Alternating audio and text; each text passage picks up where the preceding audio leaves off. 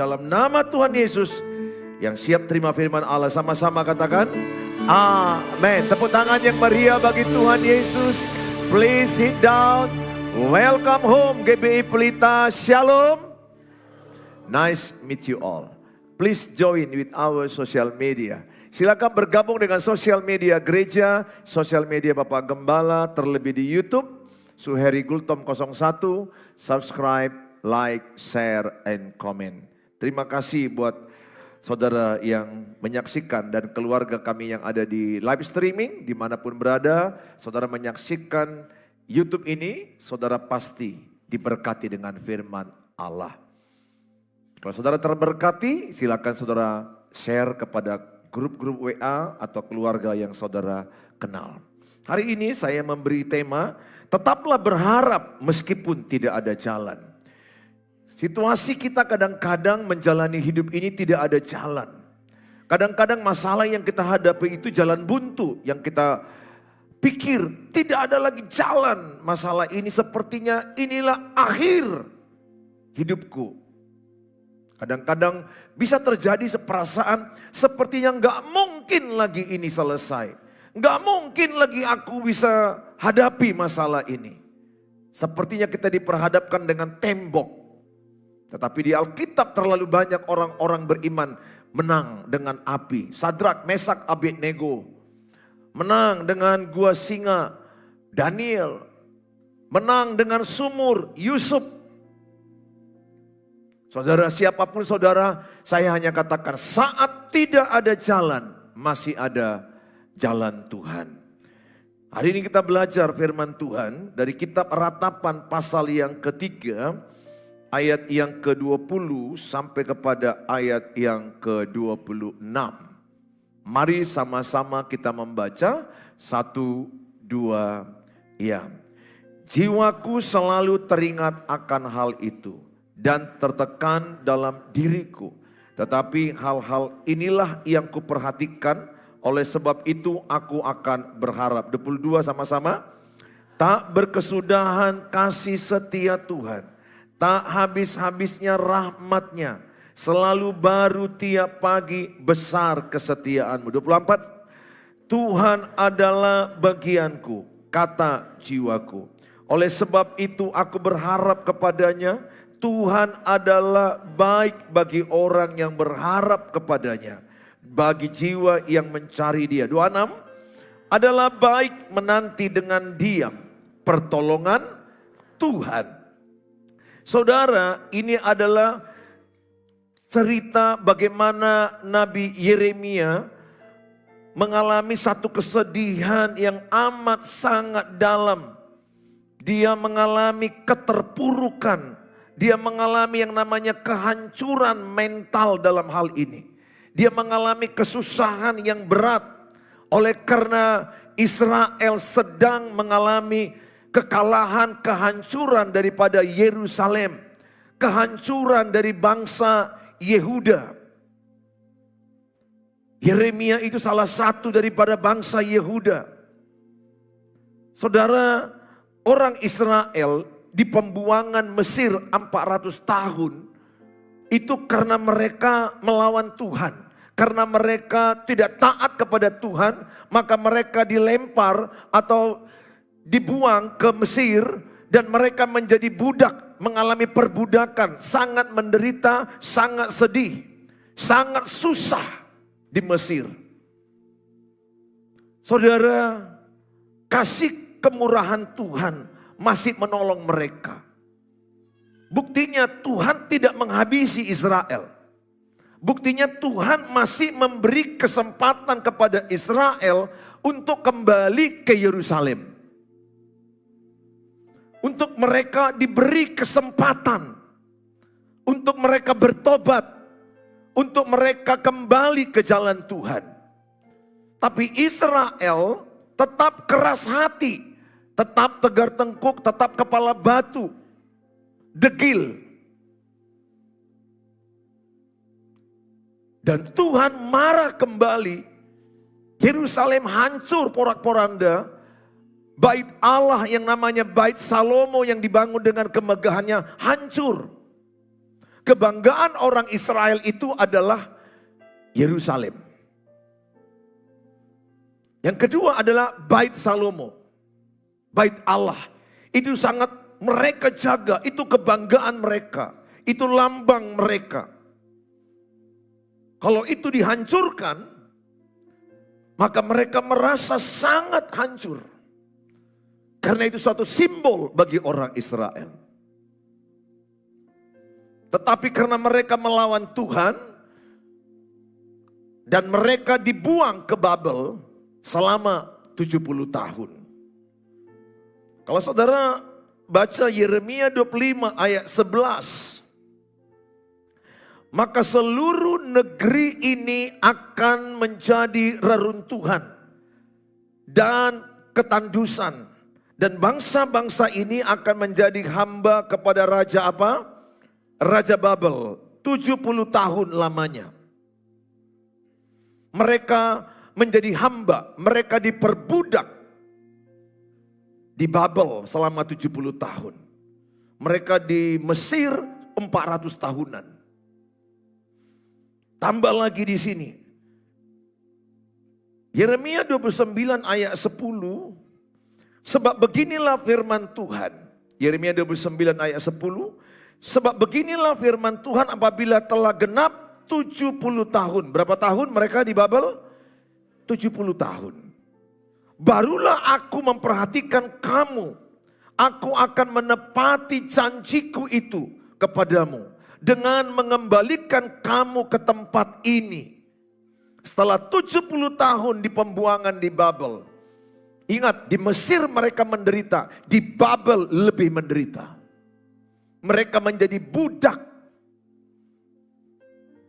Tapi lihat, Tuhan masih mengasihi Israel. Buktinya mereka masih ditolong keluar dari Mesir. Dengan banyak mujizat. Buktinya Tuhan masih tolong mereka keluar dari Babel setelah 70 tahun. Kalau Tuhan udah gak senang, Tuhan bisa habisi Israel. Poinnya begini. Saudara masih hidup. Karena Tuhan sayang sama saudara. Bukankah pernah saudara melihat masalahmu sepertinya gak mungkin lagi aku mampu. Katakanlah ada kesalahanmu. Katakanlah ada dosaku, ada dosamu. Dan Tuhan adil. Dia mengasihi dan dia juga adil akibat dosa ada. Katakan ada akibat dosa. Lebih semangat ya. Katakan ada akibat dosa. Bilang sebelahnya jangan berbuat dosa lagi. Ada akibat dosa. Jangan bilang begini, Tuhan itu maha pengampun. Sehingga saudara bebas buat dosa. No. You are wrong. Engkau salah. Lihat, Israel melawan ke Mesir 400 tahunan. Mereka melawan lagi ke Babel. Artinya kalau sikap hati kita degil, udah diingatkan Tuhan, tapi tetap melawan. Pernahkah kalian menjumpai orang yang degil? Apa itu arti orang degil? Udah dinasehati, udah dikasih tahu yang benar, tapi tetap pilih yang salah. Tanya sebelahnya, kamu degil enggak? Tanya sebelahnya kira-kira. Kalau kira-kira wajah sebelahmu itu kira degil enggak ya? Degil itu tahu ya? Aduh, mudah-mudahan enggak jumpalah jodohmu yang degil. Makan hati loh. Makan hati. Bahkan orang degil ini kan gini, disengajanya gitu loh. Apa yang enggak kau suka itu dibuatnya. Mendidih di hati, mendidih di hati, mendidih di hatiku. Mau ku apain lah orang itu? Kalau menyanyi. Pernah enggak jumpa orang degil? Kita udah bilang sama dia, kau jangan kencang-kencang naik sepeda motor. sekali, 10 kali, tetap aja kencang, tak, kecelakaan. Rasa kasihanmu berkurang itu. Mengerti ya? Dia dinasihati naik sepeda motor sekali, 2 kali, 10 kali, sampai berbuih-buih, pelan-pelan, pelan-pelan. Tetap juga gaya-gaya. Pak. Langsung akhirnya. Jujur aja, belas kasihanmu berkurang enggak? Dalam hatimu udah kurang banyak itu lukamu itu. Kira-kira begitulah Tuhan melihat Israel. Dia hanya menghajar Israel karena dikasihi. Kitab Ibrani katakan, anak yang kukasihi, kuhajar. Kuhajar. Jadi, kalau engkau punya anak, harus hajar. Beda hajar dengan habisi. Didik maksudnya, didik. Jangan sampai anakmu itu sembrono. Jangan sampai anakmu itu pulang malam tanpa batas. Didik, orang tua itu harus seimbang antara kasih dengan tegas. Saya harus begitu mengembalakan jemaat. Harus seimbang. Allah itu adil, Allah itu kasih. Bukan berarti karena dia kasih, maka dia nggak melakukan penghukuman. Maka saya mengajak sama saudara, jauhkanlah dari hatimu hati yang keras. Dan akhirnya Nabi Yeremia sangat sedih hatinya. Sampai seperti inilah perasaan Nabi Yeremia. Tuhan, sudah semua kuajari. Udah semua ku nasihati. Udah semua ku ingatkan berulang-ulang. Tapi mereka tetap menyembah berhala. Mereka tetap bandal melakukan percabulan. Mencobai Tuhan, melakukan yang jahat. Udah berulang-ulang. Perasaan si Nabi Yeremia, perasaan Yeremia, aku udah lakukan sekuat tenagaku. Tapi inilah hasilnya.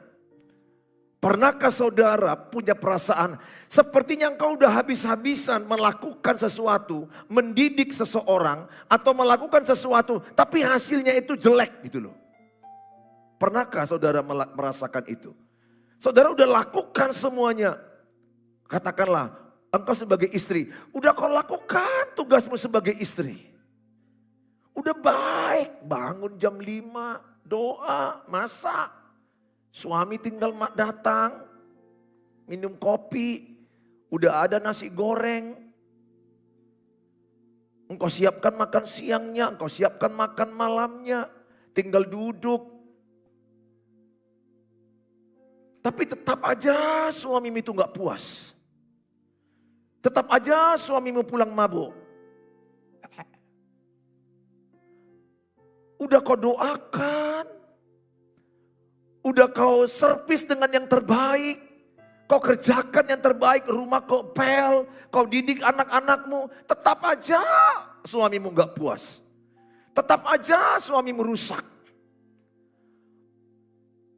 Sebaliknya pernahkah ada orang tua, udah ku lakukan sebisaku, ku doakan, ku ajari anak-anakku, tapi anak-anakku ini kok melawan aku.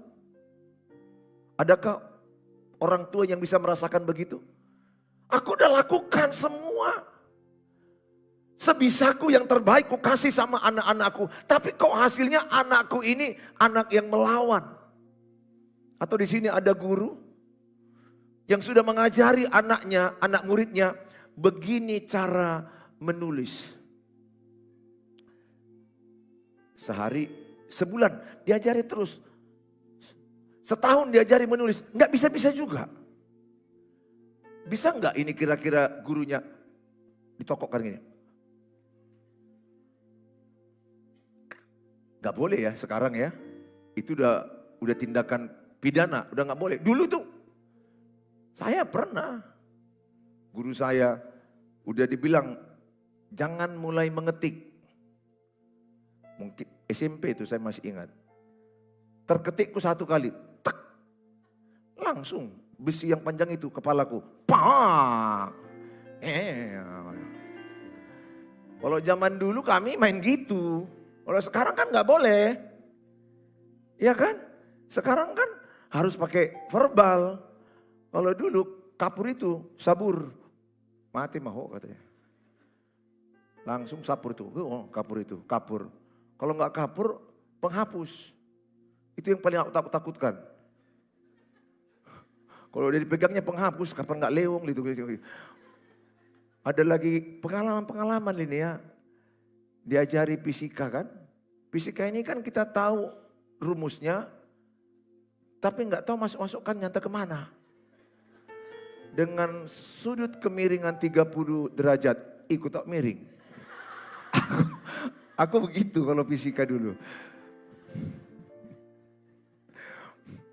Membayangkan yang miring ke mana.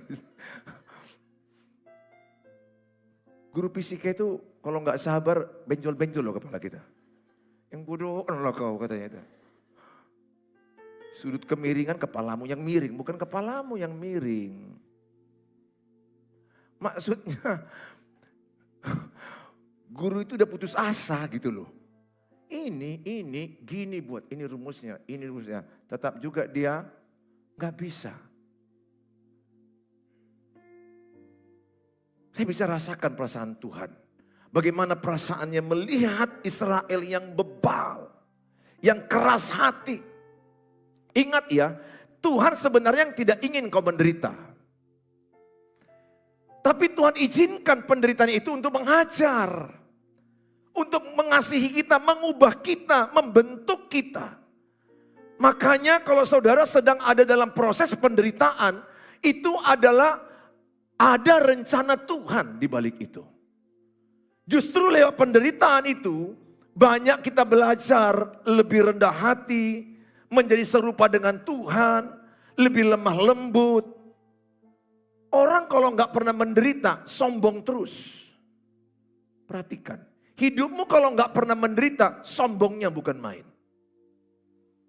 Setelah masuk penderitaan, salah satu Tuhan bisa caranya anak meninggal. Kalau anak udah meninggal, kesombongan apa lagi? Kedua, kadang-kadang kita bisa masuk penyakit yang berat dan masuk di ICU. Aku tanya dulu, kalau saudara masuk di ICU, masih sombong enggak? Walaupun mobilmu Alphard, rumahmu mewah, emas di sini, masuk ICU, masih sombong kah? Yang kau tatap pun sebelah kananmu udah gini-gini juga. Mungkin yang sebelah kananmu bilang, apalagi sombong kan mas? Kita mati atau mau hidup nggak tahu mas. Kan ICU kan rame. Satu sal itu kan bisa 10 orang. Karena saya dokter, saya sering lihat itu. Mereka lihat-lihatan kadang-kadang. Tahu kalau mereka lihat-lihatan. Kau dulu atau aku, kau dulu atau aku. Itu loh kok di ICU. Nanti benar serius. Karena di ICU itu 10 yang masuk 5 mati. Ya serius. Orang yang di ICU itu jarang kau jumpai senyum-senyum. Atau enggak ada lah. Kalau sempat ada di ICU, selamat pagi dokter. Udah salah ruangan dia, betul enggak? Habis ruang ICU, ruang mayat. Enggak jauh itu. Serius. Apalagi kalau kau masuk ruang mayat. Enggak ada yang senyum. Kalau kau masuk ruang mayat sampai dia hehehe. Ketawanya itu membuat kita ketakutan. Bukan ketawa mendatangkan sukacita. Makanya kalau yang di sebelah itu nggak pernah senyum, itu tanda-tanda antara ICU dan ruang mayat. Serius loh. Saya serius. Kalau dirimu nggak pernah lagi ketawa, nggak pernah lagi senyum, nggak bergerak-gerak lagi bibirmu. Nah itulah. Hanya 2 itu pilihanmu, antara ruang ICU, ruang mayat. Kalau engkau masih hidup, masih bergerak-gerak di sini, walaupun ditimpa banyak utang. Ya, saat tidak ada jalan, masih ada harapan. Amin. Orang yang beriman kuat itu tetap bisa bersuka cita di tengah penderitaan. Tetap bisa tertawa walaupun susah kali hidupmu. Tetap engkau bisa senyum walaupun susah kali masalahmu. Kalau engkau sudah tidak lagi ketawa dan engkau sudah tidak lagi senyum, menurutku engkau sudah mengalami setengah kematian. Saya berdoa seperti Paulus, Filipi 4 ayat 4. Bersukacitalah senantiasa di dalam Tuhan. Sekali lagi, bersukacitalah. Paulus itu bersukacita di dalam penjara. Filipi ini ditulis dari penjara. Dia bukan menulis ini di Starbucks. Emang belum ada Starbucks waktu itu. Paling tidak katakanlah di kedai kopi Mak Tiur. Enggak di situ dia. Dia menulis ini pada waktu menderita, dia susah, dia ngajak kita loh. Kira-kira begini, gua aja di penjara sukacita, lu di luar gak sukacita. Kira-kira gitulah bahasa dia. Aku aja dikurung, masih ketawa dengan Silas, sama-sama dipasung. Masih senyum-senyum. Memuji Tuhan, semangat. Kamu di luar, mukamu ketat terus. Seberat apa kesusahanmu, bersukacitalah dalam Tuhan. Amin. Walaupun kau sudah ketawa begini, udah senyum-senyum, masih ada di antaramu kayak ini terus. Aku berdoa, Tuhan tolonglah dia. Sedih loh lihat orang yang payah senyum. Sedih. Lihat orang yang payah ketawa, payah senyum. Aduh, kalau kau sempat makan dengan orang yang payah senyum, payah ketawa, apalah enaknya coba selama makan kayak gini terus dia. Pun yang semangat jadi kurang semangatnya, betul nggak? Yo Tuhan apa salahku yo. Kalau bisa jemputlah dia Tuhan. Kan paling enak kita makan dengan orang-orang yang happy kan, betul? Bukan makan apa, tapi makan dengan siapa? Kan habis ibadah ini beberapa di antara kita udah merencanakan kan? Udahlah, udah tahunya aku udah kubaca cuaca di dalam pikiranmu. Dan berharap semoga khotbah ini cepat berlalu. Bukan makan apa kan? Tapi makan dengan siapa?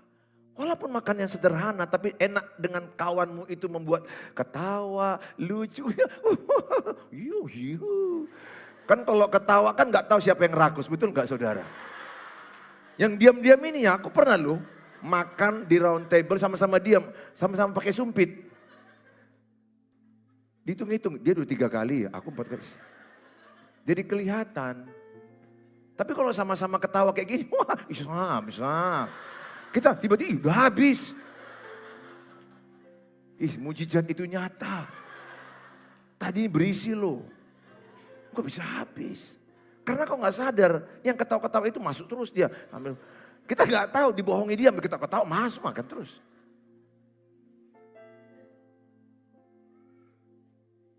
Saudara yang saya kasihi,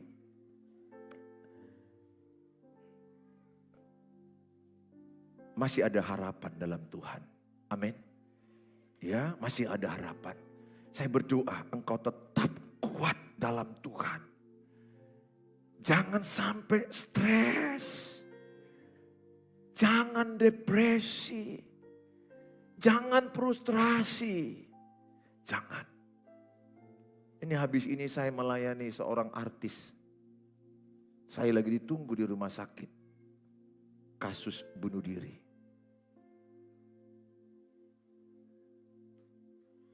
Saudara, anak muda. Jangan. Saya pernah tangani pasien anak gadis. Bunuh diri. Tanggal 31 Desember. Itu kan malam yang sangat penting bagi orang Kristen dan Batak. Tapi kan saya dokter yang siaga. Karena dokter jaga nggak ada. Jadi sambil kami jaga, sambil acara malam tahun baru. Nang salputan naburuki homahupu cituhaki. 2050 pun nang salputan naburuki. Betul? 2100 pun nang salputan naburuki. Aku nggak tahu juga lah dasarnya. Apakah buruk terus nggak tahu lah. Pokoknya lagu itu udah menyerap di hatiku, di otak alam sadarku. Singkat cerita, udah doa, udah nyanyi, ada kue, ngomong-ngomong, datang telepon. Pak dokter, ada kasus bunuh diri. Minum Baygon. Waduh. Udah saya cabut, saya langsung ke klinik. Saya lihat anak gadis umur 22 tahun. Udah berbui-bui. Wow. Waduh, saya pikir, ini kasihan banget. Kenapa bunuh diri? Baru ada yang bilang, cowoknya nggak nelepon dia di malam tahun baru itu.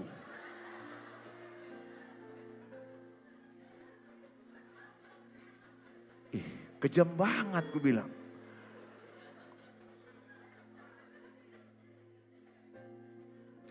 Pasti itu adalah pemicunya, sudah ada cerita sebelumnya. Nggak ditelepon. Terus saya bilang, dia mana botol Baygonnya? Ini dokter. Saya lihat masih ada sisanya. Ini murni Baygon. Nggak tahu lah dok, mungkin dicampur Coca-Cola kata coba. Ya kalau dicampur nggak mati. Murni baru mati. Tapi nggak bagus mati bunuh diri. Ingat, aku nggak menghakimi, tapi aku juga nggak yakin. Biarlah Tuhan hakim atas manusia. Tapi cara matinya nggak berkenan di hadapan Tuhan. Engkau masih hidup, bro. Artinya kau masih dikasihi Tuhan. Jangan bilang, mungkin Tuhan udah benci sama aku. Mungkin Tuhan gak suka sama aku. Mungkin Tuhan udah gak dengar doaku. Mungkin Tuhan sudah gak lagi sayang sama aku. Kalau Tuhan gak sayang sama kau, udah gak di sini dirimu ini. Udah di alam lain kan semua. Paling tidak begini, seberat apa masalahmu, masih marhosalah dirimu. Masih bernapas. Mana lebih berharga, dirimu atau yang kau harapkan itu? Dirimu loh. Dirimu masih hidup, artinya apa? Tuhan masih sayang samamu. Jangan pernah akhiri dirimu dengan bunuh diri. Seperti pemuda yang lompat dari gedung tinggi beberapa bulan yang lalu, anak pendeta di Surabaya. Jangan akhiri. Tuhan masih koma samamu, belum titik. Engkau masih hidup. Tuhan masih punya rencana atas hidupmu. Lewat persoalanmu, lewat masalahmu, percayalah Roma 8 ayat 28. Allah turut bekerja mendatangkan kebaikan bagi dia. Saudara, kita akan lihat yang pertama, kasih Tuhan selalu ada. Ratapan 3 ayat yang ke-22. Tak berkesudahan kasih setia Tuhan, tak habis-habisnya rahmatnya. Sebelum saya terangkan ini ayat 20. Ini ayat 20. Ayat 20 bang. Jiwaku selalu teringat akan hal itu dan tertekan dalam diriku. Dengar, kalau saudara lihat ayat ini. Yeremia selalu mengingat-ingat kenapa Israel hancur. Kenapa bait Allah hancur. Yerusalem hancur. Aduh udah ku nasihati tapi melawan. Bandel akibatnya begini. Artinya apa? Setiap orang yang fokus kepada masalah pasti lemah. Kalau aku fokus kepada kekurangan istriku, aku benci. Kalau aku fokus kepada kelebihan dia, aku sayang. Sekarang aku fokus kepada kelebihan dia. Tuhan fokus kepada apa yang ada padamu. Jangan sikit-sikit pikiranmu ke masalah saja. Ingat ya, manusia itu lebih banyak bicara ke diri sendiri daripada orang lain. dirimu, coba sama-sama, diriku, katakan. Ayo semualah yang punya suara. Diriku, yang di belakang masih bisik-bisik. Diriku lebih banyak bicara kepada diriku sendiri daripada diriku bicara ke orang lain. Jangan perasaanmu udah banyak kau bicara sama orang lain. Lebih banyak pikiranmu bicara kepada dirimu sendiri. Itu siamu doh. You understand? Pernahkah engkau sambil menatap kesedihan? Waktu engkau menatap dan merenung kesedihan. Mungkin di panatapan lah itu ya. Kan penatapan ya, ada penatapan Brastagi, ada penatapan Parapat. Penatapan. Yang dilihatnya sudah Danau Toba. Tapi pikirannya ke masalah. Danau Toba itu bilang, bodoh, lihat aku. I'm so sweet. Dancing in water. Perhatikan baik. Di panatapan, saudara melihat danau, melihat gunung, melihat pohon. Tapi kalau pikiranmu, katakanlah namamu Silam Tiur. Silam Tiur ini mengingat perbuatan si Parningotan. Kejam kali kau. Kejam. Di panatapan lo ini. Di depannya tadi apa? Danau Toba. Ada apa lagi? Pohon. Ada apa lagi? Gunung. Betul? Cuaca sejuk. Ada teh tarik. Tapi dia bilang gak terasa. Kenapa teh tariknya gak terasa? Karena pikirannya. Kalau saudara fokus kepada minum air putih terasa loh. Tapi kalau engkau fokus kepada masalah. Lihat ya, self-talk. Self-talk artinya kau bicara kepada dirimu sendiri. Pikiranmu bicara kepada dirimu sendiri. Kejam. Sadis kau Parningotan. Udah berapa kali kado ku kasih samamu. Bajumu itu pun aku sebagian yang beli Parningotan. Tapi gak pernah kau ingat. Percuma namamu Parningotan. Ku ganti perlupaan. Kau bilang gak ada makan siang. Ku sisakan makananku. Kau gak tahu rantanganku itu hanya 2 ikannya. Untuk siang dan malam. Ku potong untuk kau. Ku kurangi jatah. Kadang-kadang aku puasa gara-gara kau Parningotan. Kurang ajar.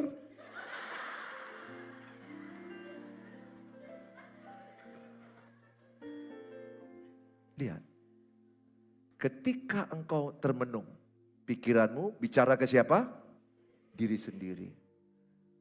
Termenung lagi kau. Minjam uang, gak bayar-bayar. Nyesal kali aku kasih sama kau. Kapan itu? 10 tahun yang lalu. Ih, lama kali. Lama kali. Kalau semalam masih oke lah, termenung masihan. Ini enggak 10 tahun yang lalu. Oh, ku ingat sampai kapan itu. Di GB Pelita kan, singer kau kan. Ku jambak kau nanti pas singer itu. Kayamu itu lompat-lompat begu. Waktu dia duduk di sini, dilihatnya singer ini, terganggu nggak dia? Gayamu itu. Kenapa? Dia fokus kepada masalah. Bilang sebelahnya, jangan kau ingat-ingat terus masalah itu. Bilang sebelahnya dulu, jangan ingat-ingat terus masalah itu. Cobalah ya, udah enak-enak lah kau makan rujak, makan kue, dessert. Oh ada Ada martabak, ada lepam, ada bolu, lapet, ombus-ombus, semua udah lengkap. Ada cendol. Udah enak semua makanan itu. Tapi kalau kau ngomong-ngomong sama orang itu, apalagi perempuan ya. Ini perempuan terlebih, mulutnya itu loh. Kalau kami laki-laki fokus ke makanan itu. Kalau kalian bisa nanti ambil makan-makan. Ya begini loh Eda, aku sebenarnya ya, bukan mau ngomong-ngomongin orang ini, bukan. Ya sebenarnya ya Eda, aku pun sudah berjuang melupakan itu sebenarnya. Tetapi ya teringatnya lah ya, teringatnya. Kayak gitulah ya, kejamnya perbuatan Eda Mama David itu sama aku. Aku ya, kalau teringat aku tuh Eda, mendidih hatiku. Entah kenapa kalau aku ingat itu jantungku bertambah cepat berdebar. Aduh, kejam ya, kok ada manusia kayak Mak David itu ya. Apa kurangnya aku? Eda kandung tapi kayak setan. Kutanya sama Ambu dulu, kira-kira bolu-bolu ini apa rasanya? Lapet, ombus-ombus, bolu-bolu ini apa rasanya? Mana enak? Lapet dan bolu itu sama ombus-ombus itu bilang, makan aku woi. Jiwaku selalu teringat akan hal itu. Move on. Bilang sebelahnya, move on. Kalau kau diputuskan cintamu oleh si boy, yang suka pakai sabun Lifebuoy, dan dia mirip playboy, bersyukurlah. Move on. Jangan kau ingat-ingat lagi si boy itu. Pergi si boy, akan datang yang lebih baik lagi, yang takut akan Tuhan. Amin. Enggak usah teringat-ingat mantan. Bilang sebelahnya, jangan ingat-ingat mantan. Bilang sebelahnya, sinting kau nanti. Ada lagi yang lebih sedih. Udah pacaran sama pacar baru, tapi otaknya sama mantan. Oh, mana gila.